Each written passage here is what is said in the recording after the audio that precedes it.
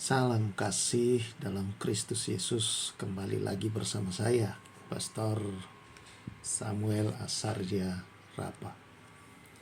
Kita sudah berada pada 1 Samuel pasal yang ke-27 dalam program Rema. Dalam pasal ini kita akan melihat firman Tuhan dan belajar bersama-sama. Kiranya Roh Kuduslah penolong kita yang memberikan kita hikmat dan wahyu mengenal Tuhan dengan baik dan benar. Demikian firman Tuhan. Kita akan membahasnya. Tetapi Daud berpikir dalam hatinya, bagaimanapun juga pada suatu hari aku akan binasa oleh tangan Saul. Jadi tidak ada yang lebih baik bagiku selain meluputkan diri dengan segera ke negeri orang Filistin. Maka tidak ada harapan bagi Saul untuk mencari aku lagi di seluruh daerah Israel, dan aku akan terluput dari tangannya. Bersiaplah Daud, lalu berjalan ke sana, ia dan ke-600 orang yang bersama-sama dengan dia itu kepada Akhis bin Maok, raja kota Gat. Daud dan semua orangnya menetap pada Akhis di Gat, masing-masing dengan rumah tangganya. Daud dengan kedua orang istrinya, yakni Ahinoam perempuan Yisrael dan Abigail, bekas istri Nabal, perempuan Karmel. Setelah diberitahukan kepada Saul bahwa Daud telah melarikan diri ke Gat, ia tidak lagi mencarinya. Berkatalah Daud kepada Akhis, "Jika kiranya aku mendapat belas kasihmu, biarlah diberikan kepadaku tempat di salah satu kota di tanah datar, supaya aku tinggal di sana. Mengapa hambamu ini tinggal padamu di kota kerajaan ini?" Maka pada hari itu Akhis memberikan Siklak kepadanya. Itulah sebabnya Siklak menjadi kepunyaan raja-raja Yehuda sampai sekarang. Dan lamanya Daud tinggal di daerah orang Filistin adalah 1 tahun 4 bulan. Maka Daud dan orang-orangnya bergerak maju dan menyerbu orang Gezur, orang Girzi, dan orang Amalek. Sebab orang-orang inilah penduduk negeri itu yang membentang dari Telam ke arah Syur sampai tanah Mesir. Apabila Daud memusnahkan negeri itu, seorang pun tidak dibiarkannya hidup, baik laki-laki maupun perempuan. Ia merampas kambing, domba, lembu, keledai, unta, dan pakaian. Kemudian pulanglah ia dan kembali kepada Akhis. Jika Akhis bertanya, "Di mana kamu menyerbu pada hari ini?" Maka jawab Daud, "Di tanah Negeb Yehuda," atau di tanah Negeb orang Irahmeel, atau di tanah Negeb orang Keni. Daud tidak membiarkan hidup seorang pun, baik laki-laki maupun perempuan, untuk dibawa ke Gat. Sebab pikirnya, jangan-jangan mereka mengabarkan tentang kami dengan berkata, "Beginilah dilakukan Daud, itulah kebiasaannya selama ia tinggal di daerah orang Filistin." Tetapi Akhis mempercayai Daud, sebab pikirnya, tentulah ia telah membuat dirinya dibenci di antara orang Israel, bangsanya. Ia akan menjadi hambaku selama-lamanya. Sangat tragis sekali, saudara-saudara, perjalanan Daud. Dia dikejar-kejar oleh Saul, dan dia dikejar-kejar di masa bahwa sebenarnya dia telah dipilih dan ditetapkan oleh Tuhan untuk menjadi seorang raja. Dia telah diurapi, dan itu sudah jelas, semua janji Allah, pemeliharaan Allah pun terlihat ketika dia dikejar-kejar oleh Saul. Di situ saudara-saudara kita memperhatikan bahwa Tuhan selalu meluputkan Daud dari tangan Saul. Bahkan beberapa kali, dan di ayat sebelumnya, di pasal sebelumnya, Tuhan menunjukkan kuasanya kepada Daud, bahwasanya Daud punya kesempatan untuk menyelesaikan persoalan itu dengan membunuh Saul. Tetapi Daud tidak melakukan. Dia taat kepada, dia percaya kepada janji Tuhan. Dia tidak ingin merebut kekuasaan dengan cara yang kotor, tidak ingin menduduki jabatannya dengan cara yang tidak benar. Dia tetap bergantung pada Tuhan, dia berserah pada Tuhan. Tetapi satu saat, saudara-saudara, ketika dia tidak lagi mengikut sertakan Tuhan, dia mengelola persoalan itu dalam pikirannya sendiri. Dalam pasal ini kita membaca, tetapi Daud berpikir dalam hatinya. Dia mulai mengelola sendiri, saudara. Dia melupakan semua yang Tuhan telah janjikan, Tuhan telah nyatakan, Tuhan telah buktikan pemeliharaannya. Dia melupakan semua. Dia hanya mengelola persoalan itu dengan pikirannya bahwa pasti satu saat saya binasa, ya, oleh tangan Saul. Jadi mungkin lebih baik saya mencari tempat di luar Israel sajalah. Dengan jalan begitu kan Saul tidak akan mungkin bisa mengejar saya lagi dan datang ke tempat-tempat itu. Itu pemikirannya saudara-saudara. Dan pemikiran itu dia lakukan. Dia datang ke daerah Filistin yang adalah musuh bebuyutan daripada Israel, saudara-saudara. Dan memang tidak mungkin Saul datang ke sana. Ya. Jadi Daud di sana, saudara-saudara, berlindung pada Raja Ahis. Dan akibat dari pemikiran-pemikiran ini mencari perlindungan pada manusia, apa yang terjadi? Sama sekali dia tidak bertanya Tuhan seperti yang biasa dia lakukan. Bahkan dia mulai melakukan hal yang lebih parah lagi, saudara. Di tempat itu dia mendapat perlindungan, kasih sayang Raja Ahis. Dia diberikan satu kota sendiri yang kemudian kota itu bahkan menjadi miliknya dan milik bangsa Israel seutuhnya. Kemudian menjadi milik raja-raja Israel, saudara, yaitu Siklag. Di sana dia ditempatkan, tempat yang sangat baik. Apa yang dilakukannya, saudara? Untuk menghidupi rumah tangganya dan juga pasukan-pasukannya yang ada selama 1 tahun 4 bulan, apa yang dia lakukan? Dia mendatangi kota-kota Filistin yang lain. Dan dia membunuh orang-orangnya tanpa menyisakan seorang pun, supaya tidak ada yang melapor kepada Raja Ahis atau menceritakan kepada orang-orang di kota lain. Dan dia merampas semua apa yang mereka miliki. Lalu datang ke raja. Raja bertanya, "Kemana kau pergi?" Nah, saudara, disinilah kita melihat. Dan untuk menutupi saudara-saudara kesalahan-kesalahan dia lakukan, dia membuat kebohongan dengan cara berkata dia pergi ke daerah-daerah Yehuda. Wow, saudara, kesalahan satu harus ditutupi dengan kesalahan yang lain. Dan itu terus dia lakukan. Dia menghalalkan banyak cara, saudara. Dia tidak lagi mengandalkan Tuhan. Tidak ada takut akan Tuhan. Dia tidak lagi bertanya Tuhan. Dia sama sekali tidak mengikut sertakan Tuhan di sana. Tidak ada. Di pasal-pasal yang lain dia masih bertanya Tuhan. Dia masih bergantung. Dia berdoa. Di sini, di pasal ini, 1 tahun 4 bulan. Dia di dalam masa-masa yang begitu mengandalkan segenap kekuatannya dan kemampuannya sendiri, saudara. Inilah bahaya, saudara-saudara. Kalau kita tidak menundukkan pikiran-pikiran kita, kita menghadapi persoalan dalam hidup, kita mulai mengelolanya sendiri. Kita mulai merasa bahwa, mulai melupakan kebaikan Tuhan. Mungkin ini juga lah yang membuat Daud satu saat, saudara, membuat satu mazmur dalam Mazmur 103 untuk tidak melupakan, jangan melupakan kebaikan Tuhan. Dia meminta untuk tidak melakukannya. Kenapa, saudara? Dia punya pengalaman yang sangat baik di sini.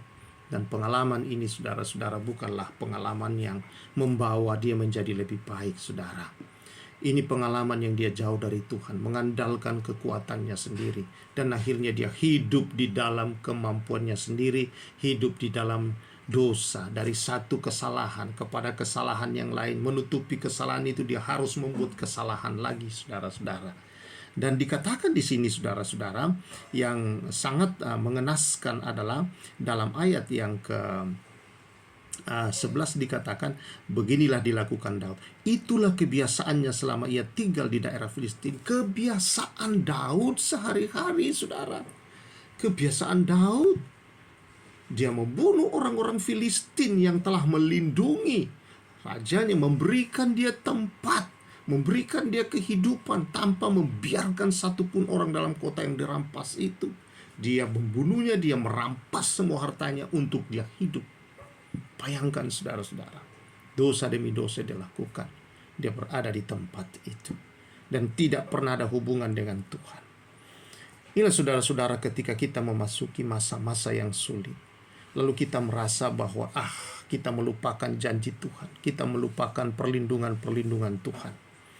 Ini masa-masa yang sangat rentan dan berbahaya dalam hidup ini. Ketika kita mulai melupakan Tuhan, ketika kita mulai merasa kayaknya Tuhan tidak mungkin menolong. Ada masa-masa kita sakit begitu lama mungkin berdoa, kita mulai bosan, kita mulai mengelola dengan pikiran kita dan mulai menyingkirkan Tuhan.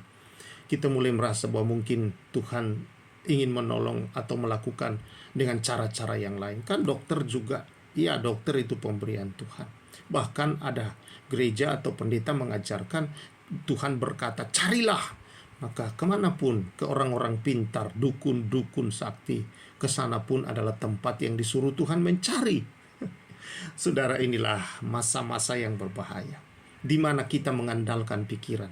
Dan di sini juga kita melihat bahwa pikiran manusia, saudara-saudara, bukan membawa ke arah yang baik kalau dia mulai tidak mengikut sertakan Tuhan di sana. Karena itu saudara-saudara, jangan lupakan kebaikan Tuhan. Jangan lupakan firman Tuhan. Jangan lupakan saudara-saudara. Biarlah dalam segala hal apapun yang kau hadapi, ketika engkau merasa kok sudah lama banget nih sakit tidak selesai, kok sudah lama banget berdoa kok tidak dijawab-jawab, jodoh tidak datang-datang, jangan melakukan hal-hal yang negatif kemudian. Lalu saudara-saudara, kok sudah lama benar saya berdoa, kok pekerjaan belum juga ketemu, kok belum naik-naik pangkat juga, kok situasi di pekerjaan seperti ini. Jangan lupakan kebaikan Tuhan. Kadangkala di masa itu adalah masa ujian yang memang berat buat kita, saudara-saudara. Tapi percaya, kalau Tuhan yang berkata, sekali-kali aku tidak meninggalkan, dan sekali-kali aku tidak membiarkan, tak mungkin Tuhan berbohong. Karena sekali Tuhan itu berbohong, dia bukanlah Tuhan. Karena hal yang tidak mungkin untuk dia lakukan, saudara-saudara, dia selalu menyertai. Berarti dia pasti menolong. Dia pasti akan menyatakan apa yang terbaik yang harus kita hadapi. Namun dalam masa itu, saudara, adalah masa-masa yang rentan itu. Ya, itu adalah masa yang dimana seperti ujian yang berat. Apakah kita mau memilih Tuhan, mau tetap bersama Tuhan, atau mulai tidak menundukkan pikiran kita kepada Tuhan? Ini bisa mendatangkan hal-hal yang berbahaya. Disinilah biasa orang mulai, saudara-saudara, melakukan hal-hal yang negatif. Ya, saya ditelepon oleh seseorang, anaknya bekerja di satu instansi pemerintah, saudara-saudara. Sudah belajar begitu hal yang baik, takut akan Tuhan. Orang tuanya telah memberikan contoh ketika dia bekerja bagaimana hidup jujur, bagaimana hidup yang benar. Jangan coba-coba biar menerima hanya sepeser pun, ya istilah di dunia pemerintahan, gratifikasi. Tapi dia melakukannya, satu saat dia melakukannya. Dan itu baru beberapa hari yang lalu terjadi dan saya ditelepon. Tiba-tiba dia dipanggil bosnya, baru dia tersadar. Tadinya dia pikir bahwa tidak ada yang mengetahui, saudara-saudara. Ini adalah masa yang berbahaya, ada masa ujian begini. Nah, saudara-saudara yang saya kasihi di dalam Tuhan Yesus Kristus, mari kita sadar dalam situasi apapun, jangan lupakan Tuhan. Ketika engkau mulai melupakan, ketika engkau mulai, saudara-saudara, untuk tidak mengikut sertakan Tuhan, maka di situ seringkali terjadi mulai kita melakukan kesalahan demi kesalahan. Dan tuduhan demi tuduhan akan datang. Tetapi kalau tuduhan-tuduhan itu mulai kita abaikan, akan semakin dalam kita tenggelam, saudara. Dan kadangkala sukar untuk menjadi keluar dari sana. Tetapi saudara yang saya kasihi, kalaupun itu mungkin sudah terjadi dan sudah berlarut-larut, saudara alami dalam hidup ini. Dalam pasal-pasal yang berikut kita akan melihat nanti bahwa ternyata Tuhan tidak pernah jauh dari Daud. Tuhan tetap setia kepada Daud. Tuhan tetap sayang kepada Daud. Tuhan tidak mempedulikan kesalahan-kesalahan itu. Tuhan selalu menyertai dan Tuhan menggiring Daud kepada arah yang benar. Karena rancangan Tuhan adalah rancangan damai sejahtera dan hari depan yang penuh harapan. Dia tidak merancang yang jahat. Dia tidak merancang untuk kejatuhan. Dia tidak merancang untuk menjebak ataupun melakukan hal itu. Adalah keputusan Daud pribadi, saudara-saudara, sebagai manusia yang punya kebebasan. Keputusan kita juga. Tetapi kalau firman Tuhan datang menegur, inilah pentingnya kita membaca untuk kita mengenal firman Tuhan, saudara-saudara, supaya kita tidak membuat kesalahan yang sama.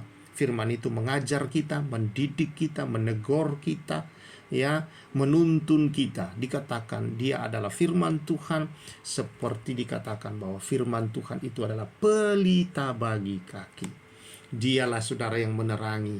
Dialah yang menuntun kita ke arah yang benar. Ya, kalau tidak ada lagi firman di hidupmu, tidak ada lagi saudara-saudara, atau firman terus datang, tetapi saudara-saudara, kita tidak hidup dalam firman itu. Itulah yang berbahaya. Di dalam Yakobus dikatakan, ya, kitab Yakobus, Rasul Yakobus mengatakan supaya hendaklah kamu menjadi bukan hanya jadi pendengar, tetapi menjadi pelaku yang baik. Kalau tidak, kamu menipu dirimu sendiri. Kalau kita tidak melakukan firman Allah, kita rajin ke gereja, kita mendengar firman Allah, bahkan mungkin sekarang ini setiap hari kita mendengar di YouTube, kita mendengar, kita ikuti persekutuan, ibadah rumah tangga, sel group, dan sebagainya, pertemuan-pertemuan ibadah. Firman datang, tetapi kalau kita tidak hidup di dalam firman itu, kita sedang menipu diri kita sendiri. Jangan berpikir saudara sedang menipu Allah.